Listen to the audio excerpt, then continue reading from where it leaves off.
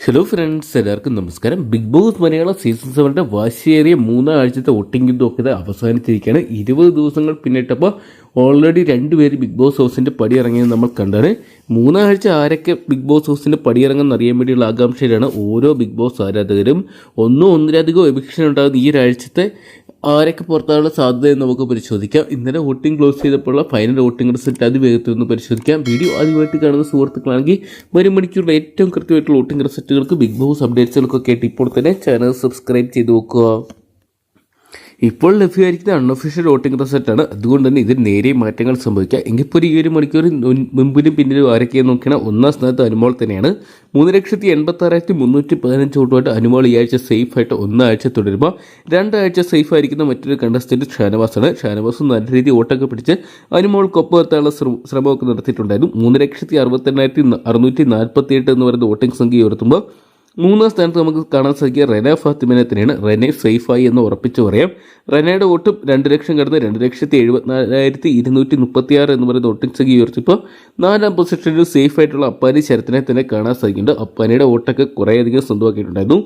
2,79,972 എന്ന് പറയുന്ന വോട്ടിംഗ് സംഖ്യ സ്വന്തമാക്കിയപ്പോൾ 5-ാം സ്ഥാനത്ത് സേഫായിട്ട് മാറിയ മറ്റൊരു കണ്ടസ്റ്റന്റ് അക്ബർ ഖാനാണ്. അക്ബറിന് നല്ല രീതിയിൽ വോട്ടൊക്കെ സ്വന്തമാക്കാൻ സാധിച്ചു. 2,72,517 എന്ന് പറയുന്ന വോട്ടിംഗ് സംഖ്യ ഉയർത്തിയപ്പോൾ 6-ാം സ്ഥാനത്ത് ഡേഞ്ചർ പൊസിഷനിൽ പോയ ഒരു കണ്ടസ്റ്റന്റ് ആരും നോക്കിയാണ്, അത് ശൈത്യയാണ്. ശൈത്യയുടെ വോട്ടൊക്കെ വലിയ രീതിയിൽ തന്നെ തകരുന്ന ഒരു കാഴ്ച നമ്മൾ അവസാന മണിക്കൂറിൽ കണ്ടാണ്. 2,37,384 എന്ന് പറയുന്ന വോട്ടിംഗ് സംഖ്യ ഉയർത്തി സേഫ് ആവാനുള്ള ശ്രമങ്ങൾ നടത്തിയിട്ടുണ്ട്. 7-ാം പൊസിഷനിൽ വോട്ടിംഗ് അവസാനിക്കുമ്പോൾ കാണാൻ സാധിക്കുന്നത് സരിക കലാഫോനെയാണ്.